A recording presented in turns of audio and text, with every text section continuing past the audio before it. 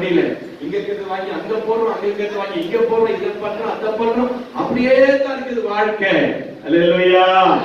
இயேசுவின் நாமத்தில் நம்ம வாழ்க்கையை கர்த்தர் மாற்ற விரும்புகிறார்.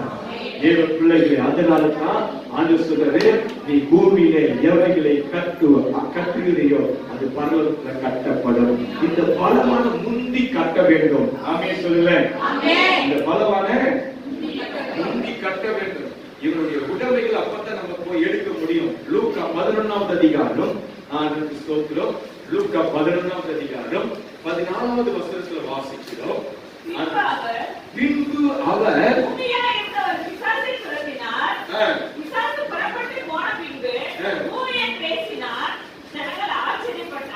ஆமென். 11:22 படிங்க.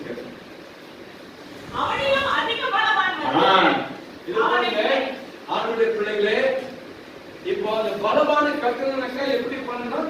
அவனிலும் அதிக பலத்தை நமக்கு பலவான கிட்ட நம்ம போய் நிற்கும். அதிக பலவான் நம்முடைய ஆண்டவர் மட்டும்தான். சர்வ வல்லமுள்ள தேவன் நம்ம ஆண்டவர் கர்த்தருக்கு பூமியில் அவனுக்கும். அதாவது இந்த உலகத்துல இந்துக்களா இருக்கிறாங்க பாத்தீங்களா, அவங்க எல்லாம் கூட பாத்தீங்கன்னாக்கா அவங்க குலதெய்வம் சொல்லியிருப்பாங்க. ஒரு சில குலதெய்வம் சொல்லுவாங்க, ஒரு சில சட்டங்களை குலதெய்வம் சொல்லுவாங்க. இது கூட அவங்க காப்பாற்ற முடியாது. அந்த ஆவியெல்லாம் என்ன பண்ற, மந்திரவாதியை கட்டி அது ஓரமா போட்டுருவான். இந்த பிசாசு உள்ள அனுப்புவான்.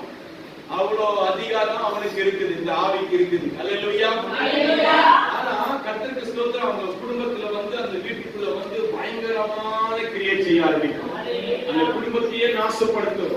அந்த குடும்பத்திற்குள்ள பயங்கரமான வியாதியை கொண்டு வரும், பயங்கரமான ஸ்தோத்திரம் கடன் பிரச்சனை கொண்டு வரும், வறுமையை கொண்டு வரும், இல்லாமையை கொண்டு வரும், சண்டை சண்டை சண்டை சண்டை இதெல்லாம் கொண்டு வருவோம் பிசாசு.